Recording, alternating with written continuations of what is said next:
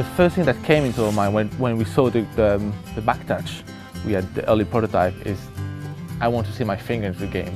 Because we've got a game that acknowledges the player, and so we want to acknowledge all those forms of input, and we can actually just make the best of that.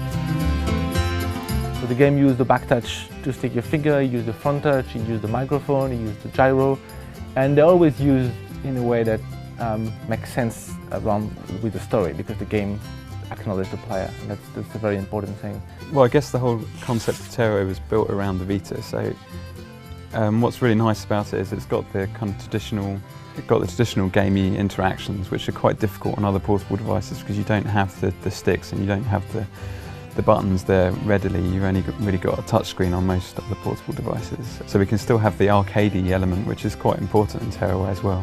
But then the Vita does all the extra stuff as well. It does all the touch interactions, things which are a bit more exciting perhaps for newcomers to games, and a bit more accessible to a lot of people as well. So I think it really nicely blends both kind of old school gaming and newer gaming. Definitely one of the goals is to do it better than anyone else can, and instead of making these things gimmicks, just really using them in a way that's intuitive and interesting for the players.